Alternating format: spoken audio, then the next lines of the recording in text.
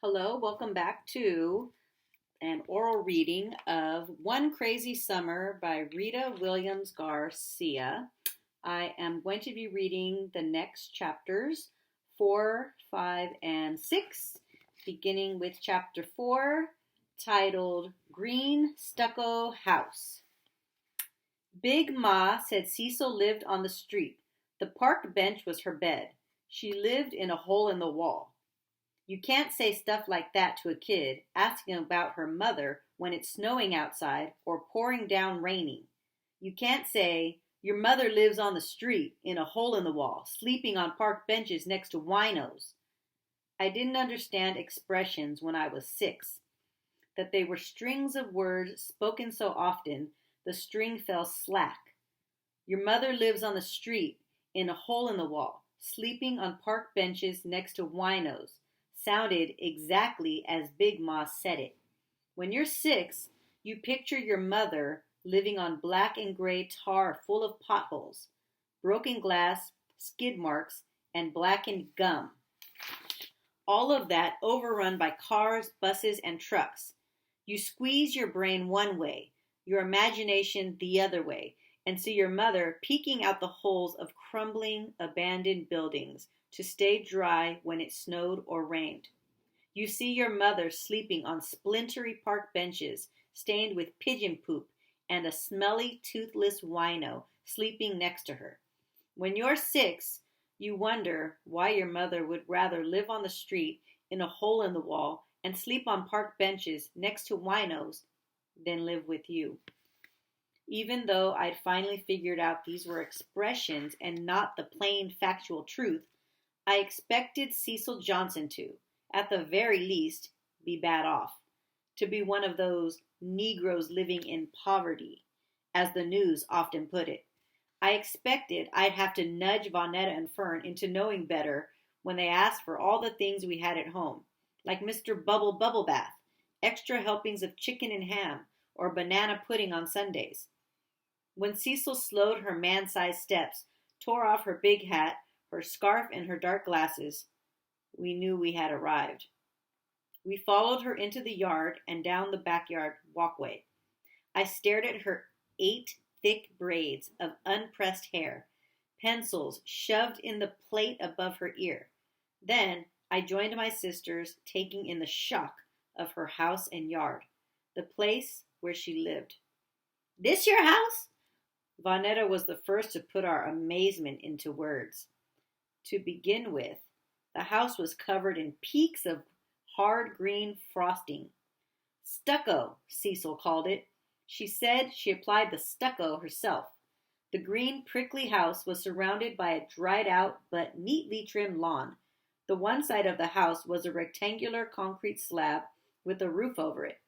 A carport, she said. Just no car. On the other side, a baby palm tree sloped toward the sun. That palm tree was as out of place as the stucco. That's how I could be sure it was Cecil's home, all right. Even though Cecil said the house was hers and not to worry about how she got it, that wasn't enough to suit Vonetta. Big Ma said, I kicked her before she could go further.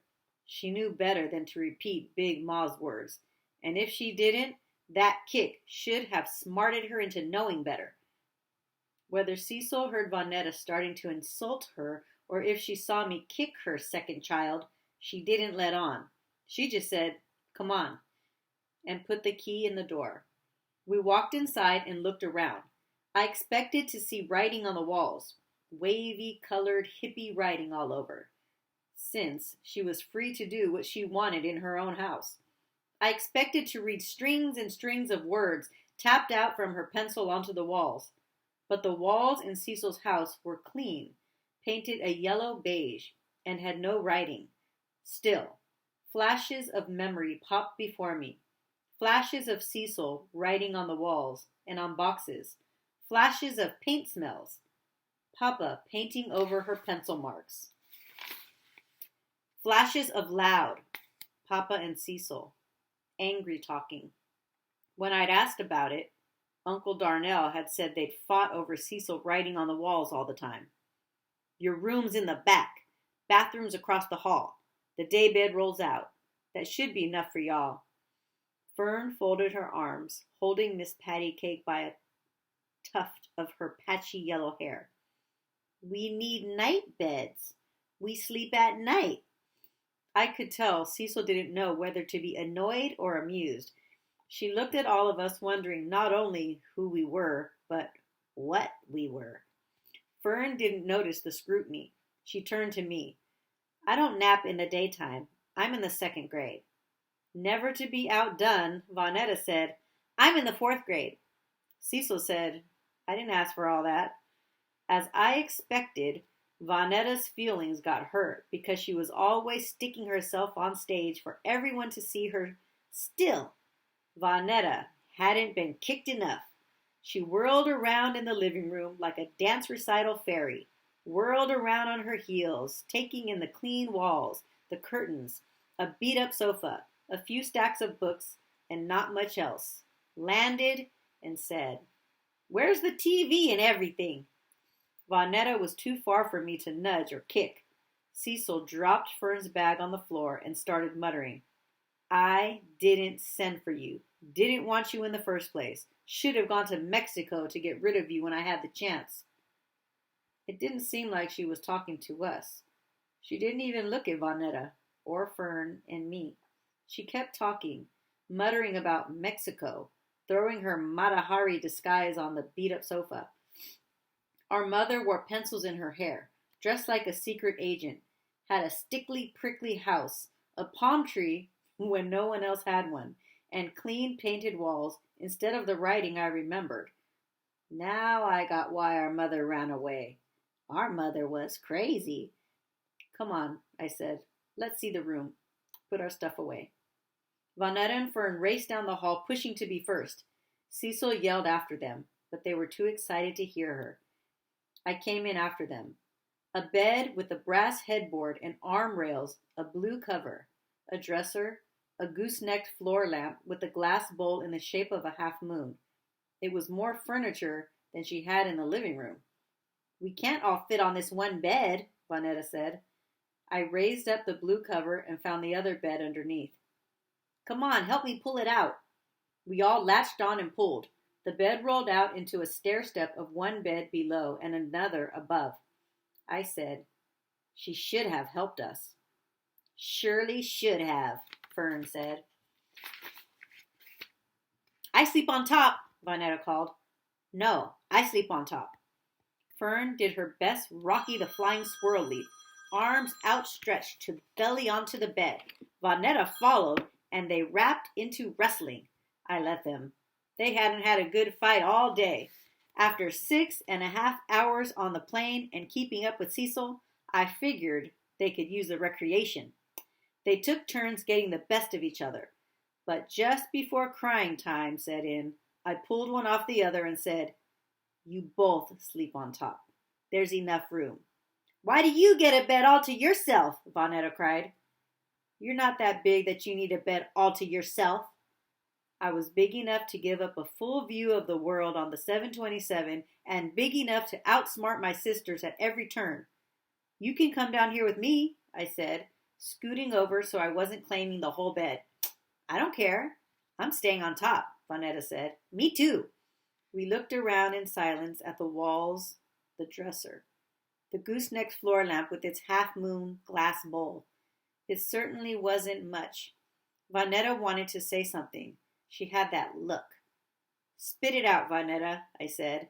Yeah, spit it, Fern said. Vonetta cut her eyes toward Fern. To me, she said, Delphine, what we got to do with Mexico?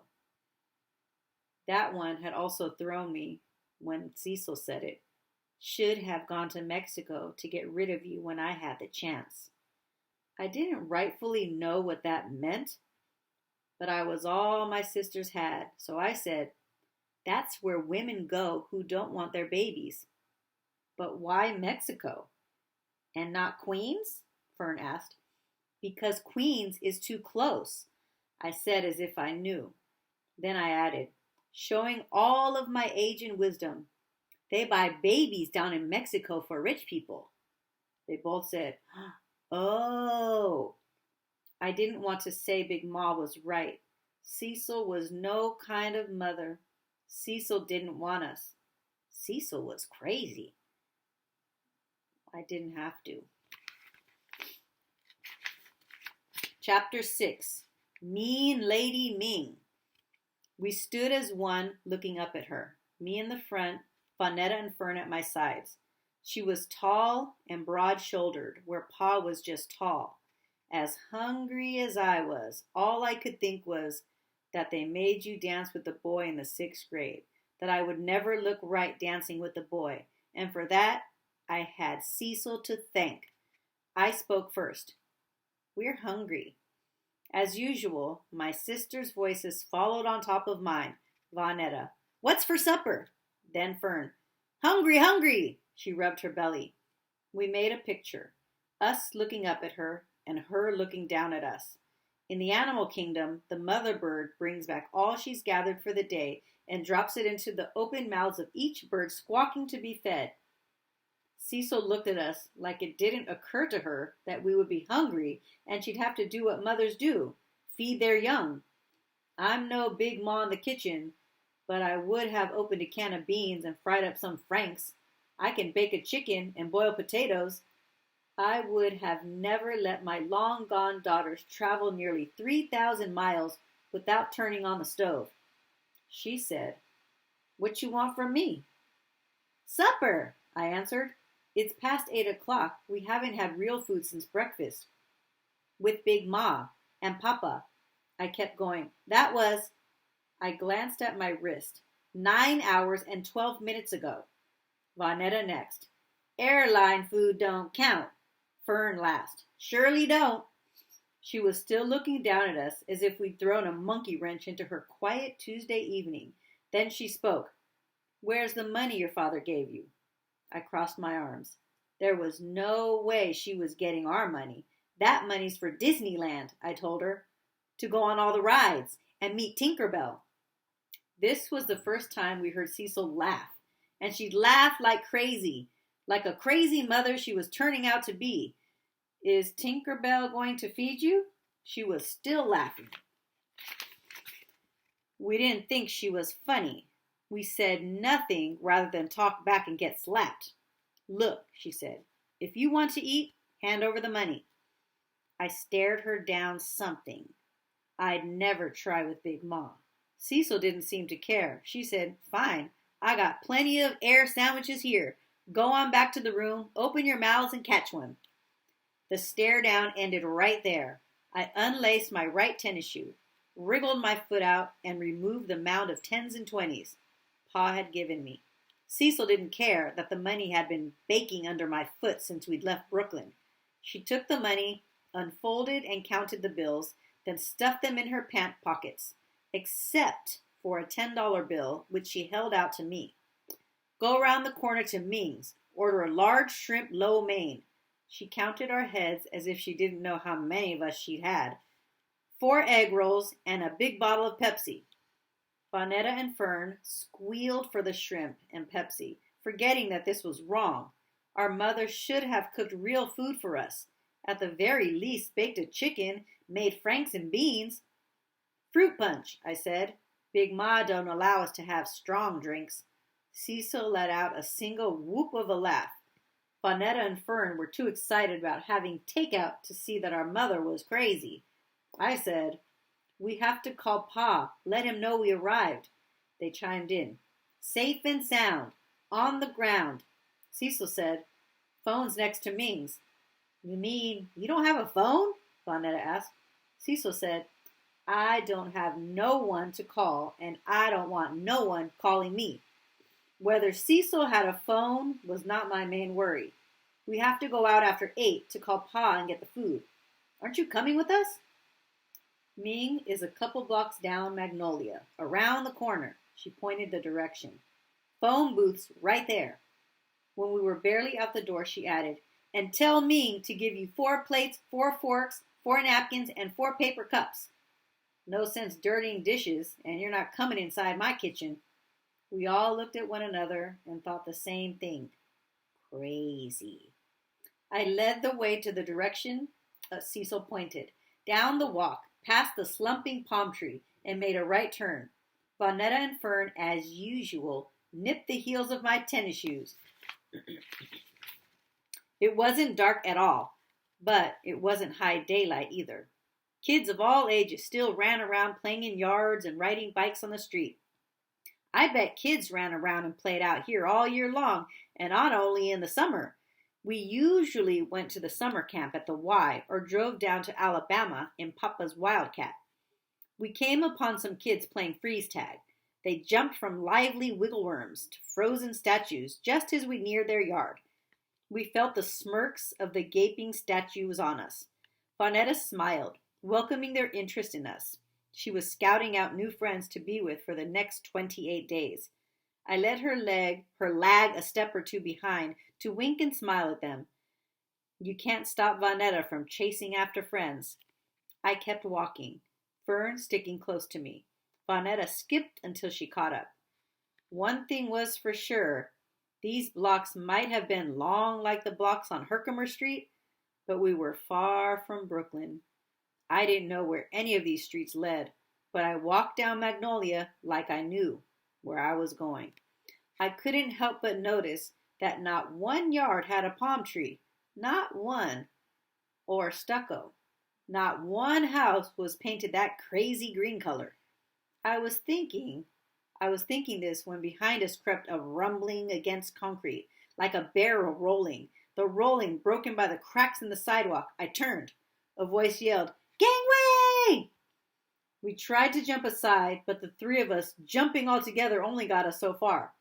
A boy on top of a wooden board, this flying T with tricycle wheels in the back, rumbled by and managed to clip me good. "Hey, watch out!" I called after him, shaking my fist. He only stopped at the corner to pick up his flying T, carry it across the street, and lay it back down on the sidewalk. "Sorry!" he yelled without turning around. Then he gave it a running push and jumped on it, eventually lying stomach down, his arms outstretched as he held onto both ends of the T. "What was that?" Vonetta asked. "Some stupid boy," I said. "Come on, y'all." I had to put Vonetta's chin away from the direction of the boy on the flying T. She kept looking, even after he was long gone. Ming's was where Cecil said it was, around the corner and a couple blocks down. There was a big sign, Ming's, and underneath it, red neon characters that looked like fighting men waving swords. The telephone booth was also where Cecil said it would be, right next to Ming's. I planned on calling Pa before getting the food, but the booth was already occupied by a light-skinned guy with a big floppy afro. He was turned sideways, but I could see his profile, his beakish nose, the way he pushed his head this way and that, suspiciously, while he talked. We stood with our arms folded, waiting for him to finish. He looked like a fugitive from justice. I could spot one when I saw one. I love a good crime story, especially the FBI crime shows come on late, and I sneak to watch that when Big Ma falls asleep watching. That's how this guy looked, like he was calling his ma to see if the coast was clear to come home, without the mob or the coppers on his tail. He saw us standing with our arms folded and turned his back to us. I got it. He had a lot of dimes and planned to use each one. We went inside Ming's. We were barely in the restaurant, which wasn't a restaurant, just a counter with a kitchen on the far side and two small tables with benches on our side. The Chinese lady behind the counter said, "No free egg rolls. No more free egg rolls." She waved her hands like, "Shoo, stray cat." I didn't know how to answer. I didn't ask for any free egg rolls, but we were the only ones inside. Ming's, and she was staring straight at me. Vonetta said, "We don't want free egg rolls." Fern piped in, "We want shrimp lo mein and Pepsi." Vonetta said, "And 4 plates, 4 forks, 4 napkins, and 4 cups." Fern, "And 4 egg rolls." Vonetta, "All for money, not for free." Finally, I said, "It's takeout, to go." I uncurled the $10 bill to show her.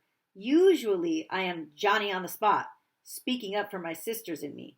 But this time I went blank for no reason I could think of. It was nice to have Vonetta and Fern jump right in. The lady shouted in Chinese to the back of the kitchen. She sounded even meaner than when she said, "No free egg rolls." I decided that, just like Cecil was crazy, the Chinese lady was mean. Mean lady Ming.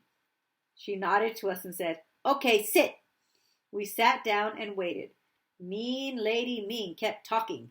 "Everybody poor. Everybody hungry. I give free egg roll. Feel sorry. Then everyone come for free egg roll."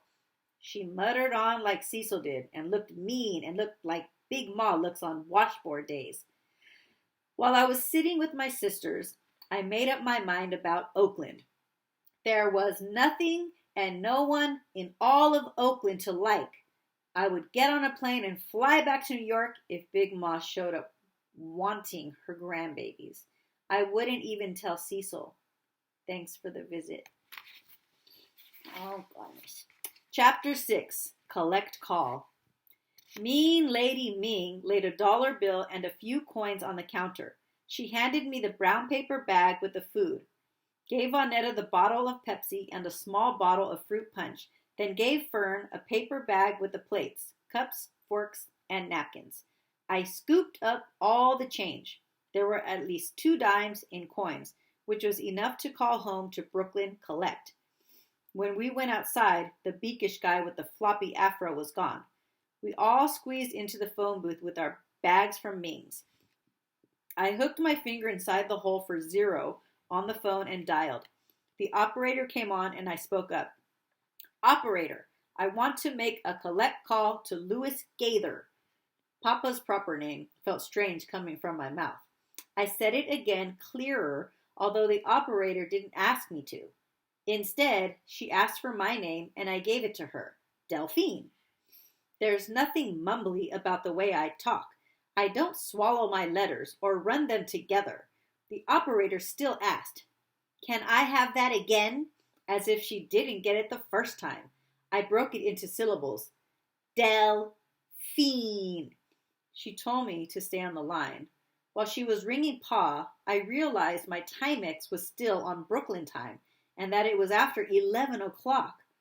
Pa rose in the dark for work and was asleep by 9. I started to wind the stem when the operator came back. "Go ahead, miss." "Hello? Hello?"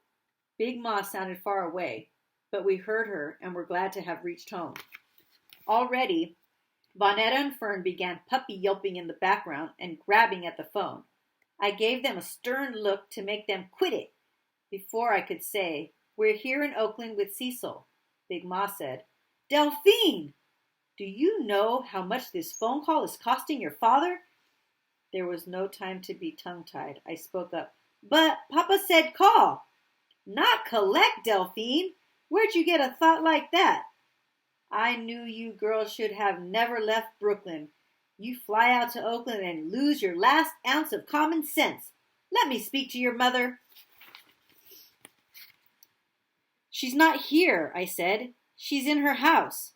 Vonetta and Fern were still shouting to Big Ma and Papa, who had to be asleep. "And why are you out in the street in the middle of the night?" "I'm going to tell your Pa about this." Big Ma scolded and fussed, running up the phone bill even higher.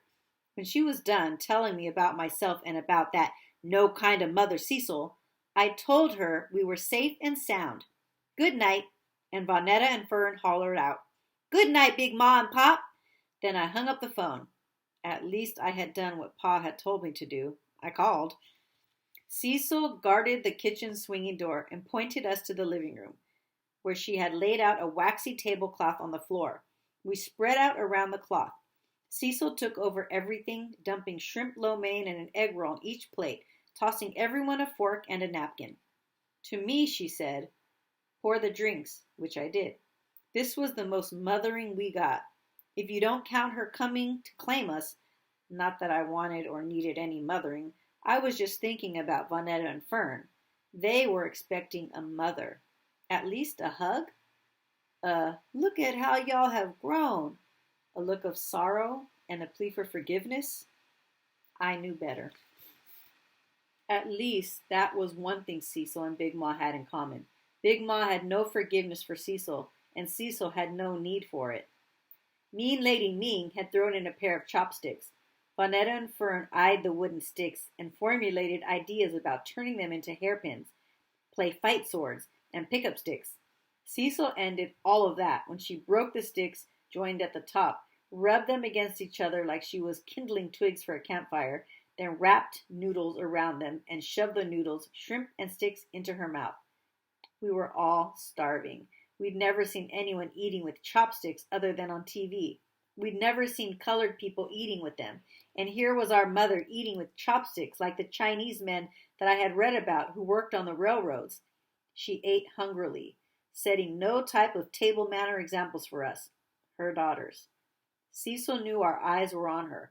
With a mouthful of food, she said, "Thought y'all were hungry." We picked up our forks and ate. When we were done, Cecil grabbed everything that hadn't been used. Soy sauce, spicy mustard, her fork, an extra cup that mean Lady Ming had thrown in. She told us to stay right there while she brought everything into the kitchen. So we stayed put.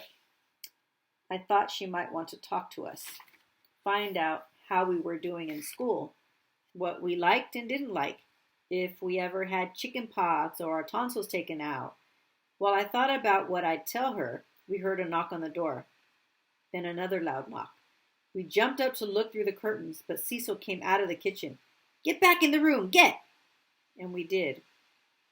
But I had caught a glimpse through the curtain. I had already seen 3 people in dark clothes with afros. And that is the end of chapter 6. So, until next time, hope you enjoyed it. Goodbye.